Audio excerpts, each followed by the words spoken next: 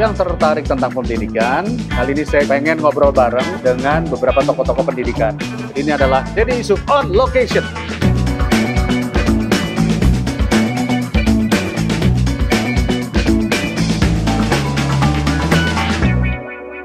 Teman-teman, hadir di sini bersama saya saat ini adalah salah seorang tokoh yang juga penting sekali ketika kita berbicara tentang kurikulum dan asesmen. Apa sih yang disebut dengan kurikulum dan asesmen? Nih banyak. Jadi saya kenalin dulu. Pertama, beliau namanya adalah Dr. Suhadi. Selamat sore nih Pak Suhadi. Selamat sore Pak Didi. Waduh, luar biasa Pak Suhadi. Saya senang nih Pak Suhadi bisa datang hadir ya. Sebetulnya bukan hadir, saya culik. Lebih tepatnya saya culik. Jadi kebetulan kita lagi ada kegiatan bimbingan teknis. Karena ada pejabat yang datang, saya bilang, Pak kita ngobrol-ngobrol. Karena kita pengen ngobrolin tentang hal-hal yang banyak menjadi pertanyaan dari netizen, terutama masuk di kolom-kolom chat saya, komen-komen saya. Saya mau ngobrolin soal kurikulum nih, Pak Suhadi. Siap Pak Dede. Jadi Pak Suhadi jelasin dulu, Pak Suhadi ini apa tugasnya apa nih Pak? Terima kasih. Jadi Pak Dede, tugas saya sehari-hari itu membantu di Badan Standar Kurikulum dan Asesmen Pendidikan, karena saya sebagai sekretaris. Jadinya saya mewakili Pak Nino ketika Pak Nino tidak ada Pak di kantor. Nino tuh yang ada gambarnya di belakang. Pak Nino tidak di kantor, ya saya jaga di kantor. Gitu. Kemudian saya sebagai sekretaris tentunya harus mengawal semua satker yang ada di Badan Standar Kurikulum dan Asesmen Pendidikan. Apa aja tuh Pak kira-kira? Kita ada punya namanya Pusat Standar Kebijakan Pendidikan. Itu yang disebut PSKP, itu yang mengawal terkait dengan standar-standar pendidikan. Di sana menyusun termasuk evaluasi-evaluasi, pelaksanaan monitoring, kemudian juga kajian-kajian untuk penguatan pendidikan kita. Bagaimana ketika kita mau mengimplementasikan program-program, tentu harus ada sebuah kajian-kajian terlebih dahulu. Nah, ada namanya PSKP, Pusat Standar Kebijakan Pendidikan. Yang kedua ada namanya Pusat Kurikulum dan Pembelajaran. Pusat Kurikulum dan Pembelajaran. Oke. Ya, inilah salah satu pusat kurikulum yang ngurusin perkembangan atau bagaimana kurikulum-kurikulum yang dikembangkan di Kementerian Pendidikan dan Kebudayaan untuk diterapkan di semua satuan pendidikan. Ada namanya sekarang namanya Pusat Kurikulum. Ini sudah mengejawantah, sudah berubah berapa kali, tapi sekarang namanya Pusat Kurikulum dan Pembelajaran. Ya kurikulumnya, ya pembelajarannya di sana di Godok. Begitu banyak ya Pak ya, ada asesmennya, ada akreditasinya, yang diakreditasi ya sekolahnya, ya gurunya, ya prasarananya, betul ya Pak ya? Betul. Lalu kemudian juga ya, terus kemudian ada juga kurikulum. Kalau kurikulum ini banyak yang bertanya, saya mau spesifik aja kurikulum ya. Siap. Kurikulum Merdeka. Apa bedanya kurikulum Merdeka dengan kurikulum 13 saja? Coba jelasin. Siap, kurikulum K13 kemarin itu sebenarnya sudah mewadahi semua instrumen atau komponen-komponen di dalam konteks pembelajaran.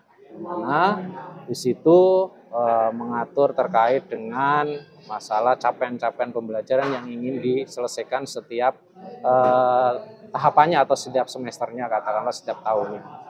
Tetapi di sana masih ada kecenderungan bahwa kejar target atau kejar tayang. Pokoknya harus selesai dalam semester ini adalah materi ini harus selesai pada semester ini, yang seperti itu di kurikulum K13. Kemudian juga evaluasinya kadang-kadang masih ada hal-hal yang perlu disesuaikan atau perlu dilakukan perbaikan-perbaikan terus.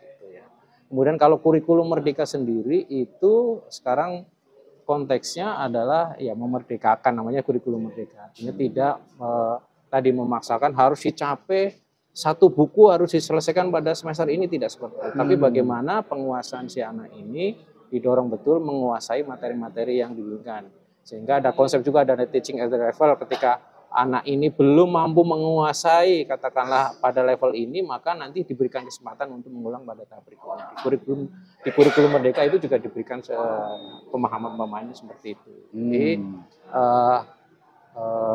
istilahnya dimemerdekakan betul lah gitu ya di kurikulum Merdeka ini. Bagaimana guru dituntut untuk berinovasi lebih. Tidak hanya sekedar menjalankan, ini sudah ada kurikulumnya, dijalankan, tinggal menjalankan. Tapi sekarang justru guru dituntut untuk berinovasi lebih, hanya diberikan kunci-kunci utama saja di. Ini menarik ya, karena saya sering ngobrol dengan para stakeholder, ya, guru-guru, kepala sekolah. Beberapa pertanyaan adalah, Pak, kami ini bingung ketika dibilang katanya kita harus merdeka. Yang mau diajarin apa? Karena kita paham, Pak, Indonesia ini beragam, banyak sekali. Dan kalau misalnya antara sekolah 1 dengan sekolah 2 beda metode pembelajarannya, lalu kemudian outputnya bagaimana? Bagaimana mengakses keseragaman outputnya? Nah, ini sebagai informasi saja bahwa kita tahu hasil PISA test kemarin, hasil TOEFL-nya kita dan lain-lain lah, berbagai tes-tes yang diselenggarakan dunia, Indonesia masih pada peringkat yang hampir di bawah sekali. Rendah gitu ya. Rendah. Bahkan banyak sekali mata pelajaran yang kalau saya pahami sejak kita dapat di SD, SMP, SMA, pas kita kerja dalam kehidupan sehari-hari, ternyata tidak bermanfaat atau tidak dipergunakan dalam dunia kerja. Nah, yang seperti itu. Nah, kira-kira ini kurikulum Merdeka fokusnya kemana, Pak? Sebetulnya di kurikulum Merdeka itu kita sering disebut gitu ya, atau kita yang ada sekarang itu namanya CP ya, capaian pembelajaran. Di mana ada di situ kompetensi-kompetensi yang harus dicapai oleh anak gitu, tetapi disesuaikan dengan tadi tingkat perkembangan anak. Tentunya memang terjadi ketidakseragaman antar mungkin satu sekolah juga mungkin bisa terjadi antara yang siswa yang satu dengan siswa yang lain. Makanya tadi ada konteksnya teaching at the level theory, artinya si anak ini ketika belum memahami pada CP yang ini atau pembelajaran yang ini, boleh nanti mengulang pada tahapan berikutnya, katakanlah sampai dia menguasai betul, nanti baru melanjutkan ke materi berikutnya, seperti itu. Jadi diberikan betul lah istilahnya kelonggaran-kelonggaran gitu. Tapi tetap ada capaian pembelajaran yang harus dicapai oleh si anak ini perkembangan sesuai dengan perkembangan yang ada. Ya, kebanyakan kita orang Indonesia kalau dikasih longgar, Pak, bisa longgar terus, Pak. Ya. Jadi saya rasa tetap harus ada controlling sampai batas mana kelonggaran itu.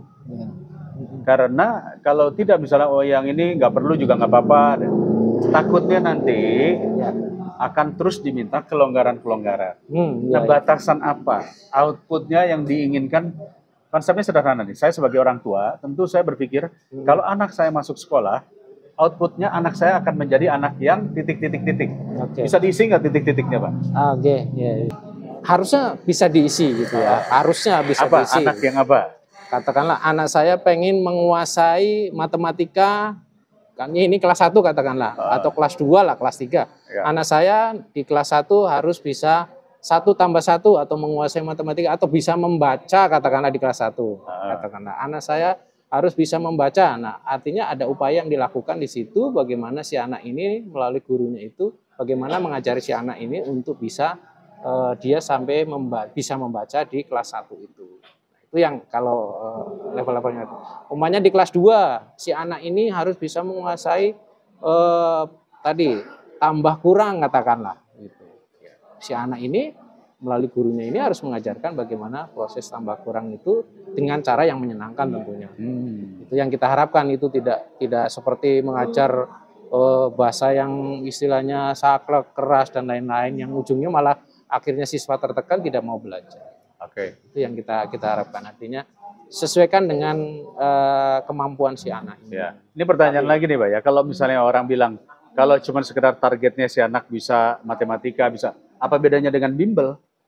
Nah, maksud saya adalah apakah kurikulum Merdeka ini pengen outputnya membuat sesuatu matriks seorang siswa dengan kurikulum Merdeka ini diharapkan akan menjadi anak yang lebih inovatif, lebih ingin curiosity, membangun kebersamaan atau kolaborasi, ada nggak kayak gitu coba? Ada, ya betul. Gimana jadi? Jadi kalau di kurikulum Merdeka itu kan konteksnya ketika ini anak masuk sekolah di tahap awal lah, di kelas awal itu tidak langsung masuk ke mata pelajaran, tetapi bagaimana si anak ini masuk dalam suatu kelas, kemudian diberikan semacam pancingan-pancingan yang mengarah kepada si anak ini sebetulnya memiliki kemampuan-kemampuan di bidang apa katakanlah.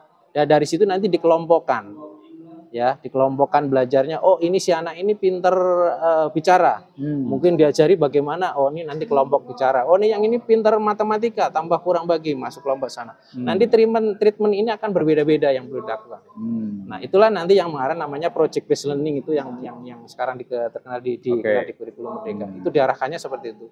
Kemudian kan di kita mengenal ada namanya high order thinking skill, kemudian kita ada namanya 4C, creativity, terus kemudian kolaborasi, komunikasi, gitu. Itu yang sekarang muncul, yang bukan sekarang ya, yang dari kemarin muncul di abad 21 kan itu 4C yang didorong betul si anak harus mampu menguasai itu sehingga bisa menerapkan tadi konteks belajar yang inovatif, yang tidak hanya tergantung pada satu titik tapi dari berbagai macam. Nah, pertanyaan berikutnya yang sering ditanyakan juga oleh kawan-kawan adalah kenapa sih harus diterapkan kurikulum Merdeka? Memangnya yang kemarin dianggap tidak berhasil?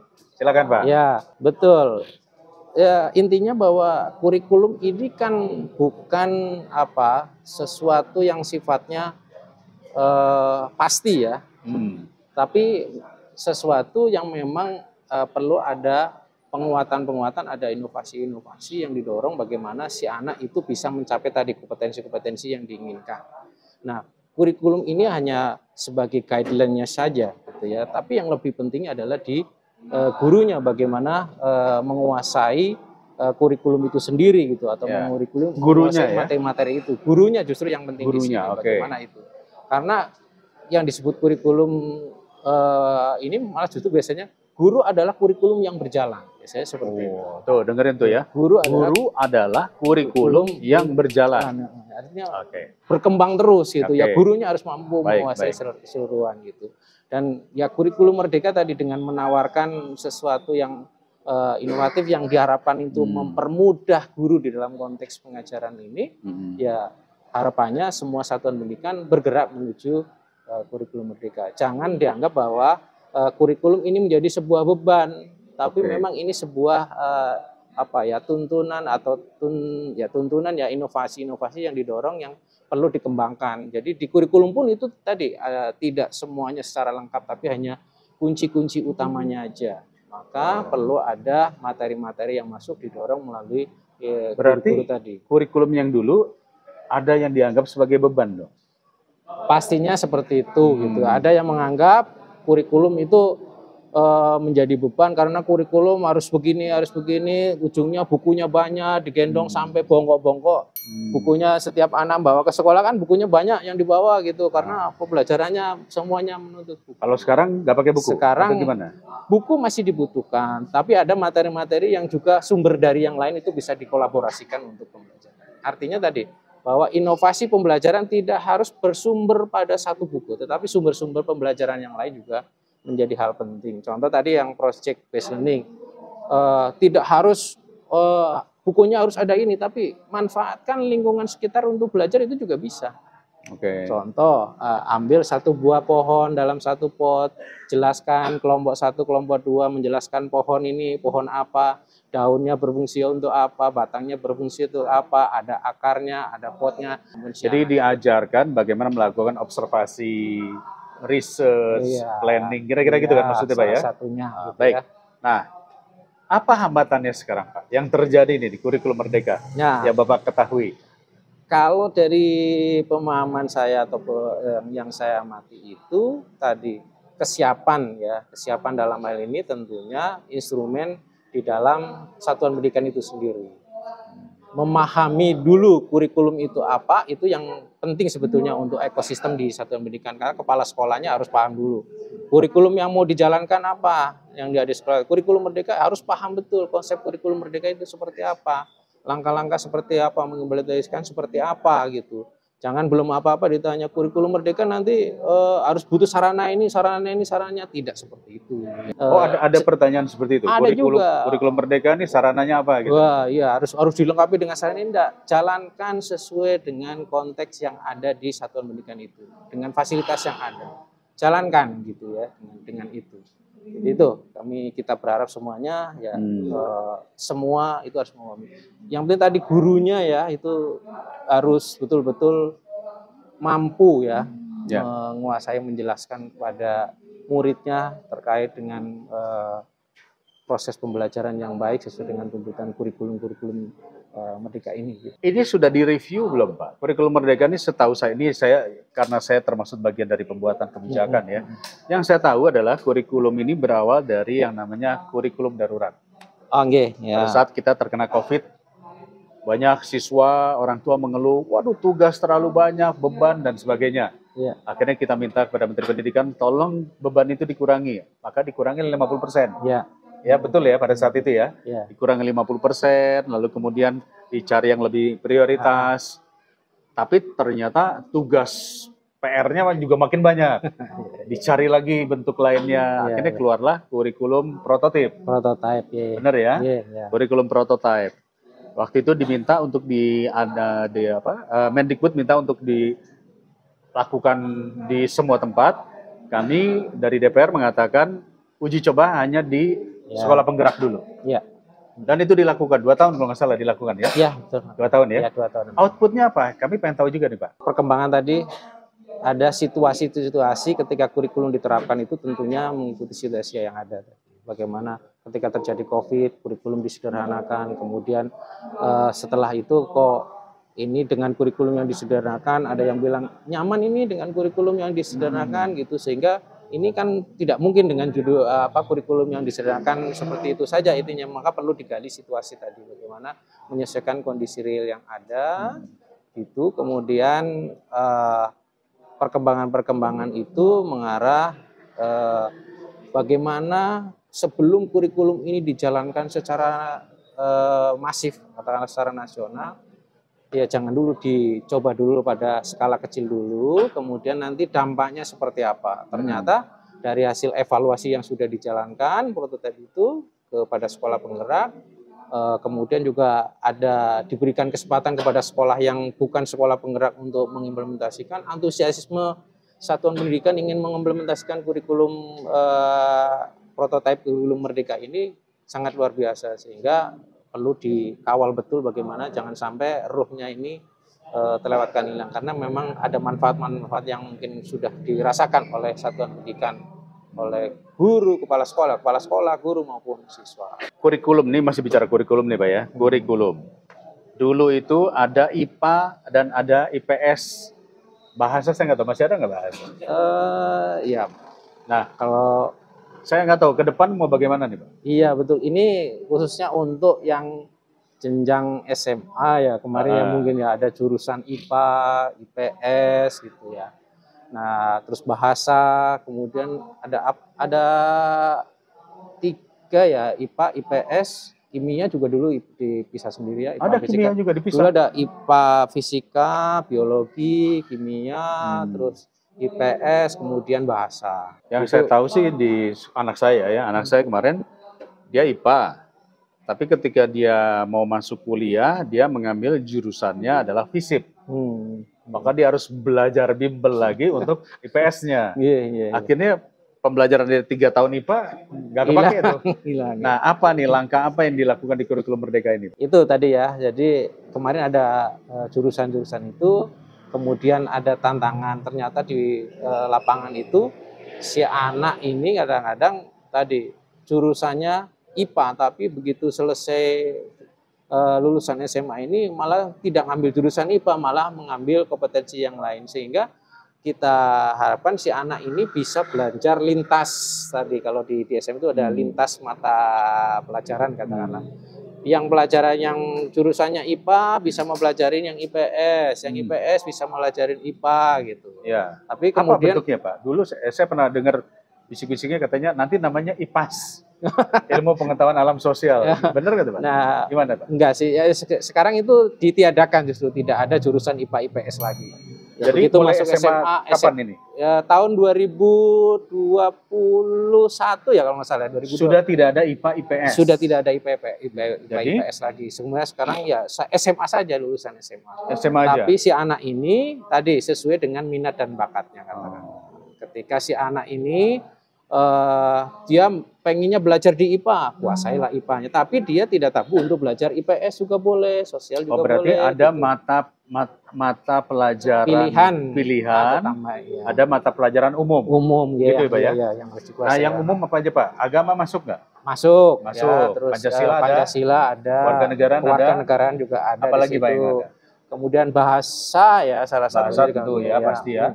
Itu masuk gitu. Itu sih ya, agama, warganegaraan, bahasa, itu olahraga kayaknya. Olahraga. Jadi kalau ada yang mengatakan wah agama akan dihilangkan, enggak kan ya Pak ya? Enggak tuh ya guys ya. Kita pertahankan agama, Pancasila, warganegaraan, bahasa itu yang wajib lah, sebetulnya wajib Pak ya. Harus ada. Lalu yang kemudian yang lainnya tuh matematika, geografi, biologi, kimia, sosial itu masuknya apa? Pilihan bisa jadi, tapi tadi ada yang memang tadi sesuai dengan keinginan dia. Terus untuk belajar secara khusus katakanlah di SMA ini harus menguasai matematika ya menguasai, IPA ya menguasai, katakanlah IPS yang menguasai. Kemudian tadi spesialisnya hanya yang saya pengen ngambil tambahan ilmu ini, boleh gitu, yang seperti itu aja. Tapi ada mata pelajaran yang memang harus kuota itu harus dipenuhi lah katakanlah. Saya pernah nemuin satu kasus. Ada kawan saya, anaknya itu mau kuliah di Denmark. Ketika di Denmark itu, ijazahnya tidak bisa di-approve. Karena tadi tidak ada spesifikasi yang sesuai dengan kriterianya. Sehingga membutuhkan rekomendasi dari kementerian. Akhirnya saya bantu untuk mendapatkan rekomendasi dari kementerian agar ijazahnya diterima. Itu akan berdampak nggak tuh Pak? Yang kayak gini tuh. Ijazahnya. Insya Allah untuk yang sekarang kita harapkan tidak ada. Sudah disinkronkan dengan perguruan tinggi. Jangan sampai perguruan tinggi misalnya hubungan internasional. Ya. Anak yang nilainya gede, yang matematika, fisika, dan sebagainya. Yang sosialnya dia biasa-biasa aja. Bisa ketolak nggak tuh? Gimana tuh Pak? Ya sekarang sih tidak seperti itu. Sekarang sudah didorong betul sesuai dengan istilahnya tadi keinginan yang diharapkan tadi. Jadi penguasaan materinya itu bisa secara baik lah gitu. Berarti harus ada kerjasama dengan diktinya kan? Betul, makanya dikti sekarang ada di Direktorat Pendidikan Tinggi gabung lagi di Kemdikbud. Ya salah satunya supaya sinkron, supaya nggak sendiri-sendiri gitu. Yang SMA juga ketika menentukan tadi kurikulum, kemudian mapel-mapel yang dipelajarkan, materi-materinya juga berkoordinasi dengan perguruan tinggi juga, gitu. Sehingga match betul, link betul dari SMA-nya ke perguruan tingginya. Apa yang dirasa yang membuat ini belum berjalan maksimal, Pak? Ya, yang sekarang dirasa maksudnya pemahaman betul ya, pemahaman di tingkat siapa? Ya, di perguruan tinggi ya, perguruan tinggi sama satuan pendidikan di katakanlah jenjang di bawahnya SMA dengan perguruan tingginya. Ini mungkin perlu sering duduk bareng lah untuk. Emang zaman udah nggak pernah duduk bareng lagi? Ya duduk bareng, cuman mungkin untuk hal-hal secara khusus yang hal-hal itu mungkin ada hal-hal lain yang dipikirkan juga, tapi ada hal-hal khusus mungkin supaya sinkron betul tadi. Baik. Pernah nggak dipikirin guru-gurunya atau dibikin survei? Ini guru-gurunya mudeng nggak sih? Paham nggak sih tentang kurikulum merdeka? Karena saya sering banyak masuk nih Pak di chat saya yang Pak Dede, kurikulum merdeka ini yang kemarin aja kita masih belum ngerti, sekarang ini ditambah dengan yang baru lagi. Apa pesannya buat para guru-guru Pak? Jadi pesan untuk para guru gitu. Tadi bahwa perubahan saya harus dilakukan. Karena tanpa sebuah perubahan semuanya nanti akan tertinggal. Maka pahamilah bahwa perubahan pasti akan berdampak. Maka untuk bisa mengikuti perubahan itu, kuasailah apa yang menjadi makna dari perubahan itu. Tadi contohnya dari kurikulum. Bagaimana situasi kurikulum itu bukan statis ya, tapi sesuatu yang memang harus dinamis, berubah mengikuti perkembangan yang ada. Maka ya guru itu juga harus mampu mengikuti perubahan itu gitu. Jangan sampai pada zona nyaman terus, pengennya seperti itu terus. Justru kalau seperti itu terus, kapan sementara dunia luar sana sudah berkembang teknologinya, katakanlah seperti itu. Jadi gurunya yang harus mau merubah diri. Iya betul. Jadi guru-guru ini harus siap untuk berpenampilan yang berbeda dari biasanya, harus berubah. Gitu. Itu penting gitu. Kalau itu enggak, ya akan selalu tertinggal. Dan yang penting juga kepala sekolahnya, visionernya harus visioner juga gitu. Jangan sampai gurunya sudah mau berubah, kepala sekolahnya melempem, katakanlah kepala sekolahnya ogah-ogahan. Ini juga tidak bisa. Kepala sekolah sebagai pimpinan juga harus mau berubah, justru harus mengawal perubahan itu. Karena kepala sekolahnya takut Pak kalau dia macam-macam dipindah sama bupatinya. Gitu. itu yang terjadi Pak. Tapi memang situasi itu terjadi. Situasinya terjadi. Iya. Nah, supaya ini tidak terjadi seperti itu, ya harus dikawal bersama-sama bahwa mengembangkan pendidikan ya jauhkanlah dari hal-hal yang sifatnya politisasi tadi. Jadi kepala sekolah jangan berpolitik, ya, jangan berpolitik kepala sekolah, gurunya nggak apa-apa, gitu ya. Ini pertanyaan terakhir Pak, pertanyaan terakhir. Siap. Ini Bapak udah nyinggung-nyinggung politik sih. Ya. Kalau tadi Bapak katakan kepala sekolahnya berubah, gurunya berubah, ada yang bilang begini, ini jangan-jangan nanti sebentar lagi pemilu, menterinya ganti, kurikulum ganti lagi dong. Gimana coba Pak? Ya. Kita berharap itu tidak terjadi, ya, tidak ada bahwa tadi kita sampaikan kurikulum berubah bukan karena menterinya yang berubah, tapi memang situasi yang menginginkan perubahan itu sendiri. Ada sesuatu yang ini dicapai sesuai dengan target perkembangan yang ada. Mau siapapun menterinya, ya kurikulumnya harus. Kurikulum ini diharapkan bertahan sampai berapa tahun? Tanpa batas lah, sesuai dengan nanti istilahnya perkembangan yang ada. Nanti umpamanya tahun 2000, sekarang 2023, 5 tahun lagi, 10 tahun lagi ternyata situasinya berubah lagi, perlu penyesuaian lagi, ya tidak jadi masalah. Bukan karena menterinya Pak ya? Bukan karena menterinya, tapi memang sesuatu yang memang harus berubah sesuai dengan tuntutan. Sebab kalau menteri bisa berubah, tapi Pak Suhadi tetap di Kemendikbud, maksudnya begitu. Pak, terima kasih banyak Pak. Sama-sama. Terima kasih ngobrolannya ya. Santai, enak, tapi bisa tepat ya. Oke teman-teman semuanya, terutama guru-guru nih ya. Jadi memang berubah itu dibutuhkan, karena di dalam dunia pendidikan memang tidak ada yang statis, tidak ada yang itu saja. Kita harus berkembang. Anak-anak zaman sekarang sudah menggunakan ChatGPT, sudah lebih mudah menjawab daripada apa yang gurunya tahu. Jadi kita pun harus berubah. Sekali lagi terima kasih, sampai ketemu dalam Deddy Yusuf on Location.